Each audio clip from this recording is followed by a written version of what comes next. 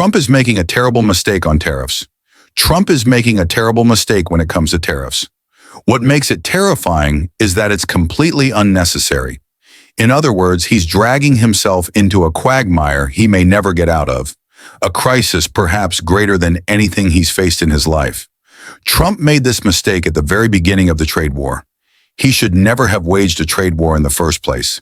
Instead, he should have issued an executive order to impose a flat 10% tariff on all imports from every country. No exceptions. Not 25%. Not 145%. Just a simple universal 10%. And once announced, it should have been implemented immediately and never changed. No compromises, not a single inch of retreat. This is a national policy, an executive order, and the will of the American people. So no one would dare challenge it, nor would they have any valid reason to oppose. Under that approach, there would be no need to discuss any deals.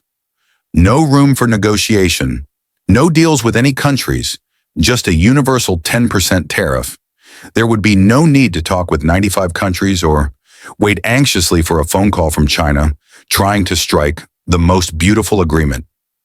That kind of behavior only makes people distrust you, no longer fear you, and even mock you. You impose 25% or even 145% tariffs on some countries, but once you start negotiating, what happens? You reach some sort of deal, and the tariffs end up being reduced to 5%, or maybe 10%. In some cases, countries end up with zero tariffs.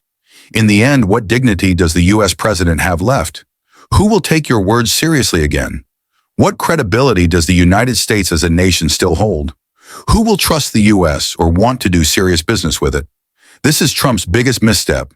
He should have just imposed the tariffs from the start, quietly even, and once set, never changed. But instead, he keeps talking about tariffs day after day. He imposes them, then suspends them, regrets it, then reimposes them. It's back and forth, over and over, like the story of the boy who cried wolf. Eventually, no one believes him anymore, and no one fears him. There was never any need for a trade war because it doesn't really exist. You impose tariffs, then sit around waiting for others to come negotiate. But they don't call, they don't send delegates, and they have no interest in negotiating. And now what? You're left pacing and sleepless, while behind your back, they laugh at you and call you a fool. Trump keeps saying he wants to negotiate with someone. But after all this back and forth, all he ends up doing is reducing the tariffs for every country, from 50% to 25%, then down to 10%.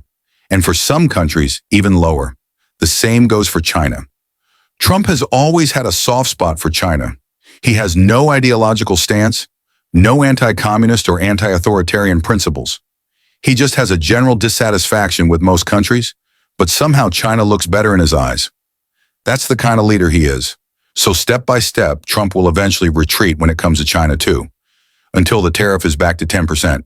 After all the drama, we're back where we started, 10%. Yesterday, Trump even said that 145% was too high and needed to be slashed, almost down to zero. So again, we're back to 10%. If that's the case, why go through all this trouble? Why crash the stock market and wipe out trillions of dollars? Why terrify all the countries in the world? Why destroy countless businesses?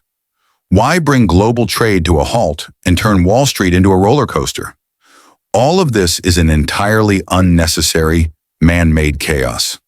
People are anxious, manufacturers and businesses are on edge, and investors are afraid to invest.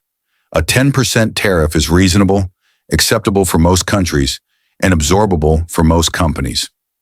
Importers and exporters can each share part of the burden or pass a bit onto consumers. No big deal. But anything above 10% causes serious economic setbacks. At 25% or more, countries like Canada and Mexico start to collapse. At 50%, nobody can accept it. At 100% or more, the economy stops completely, trade halts, and it becomes a global catastrophe, worse than 10 world wars. So this chaos is entirely avoidable.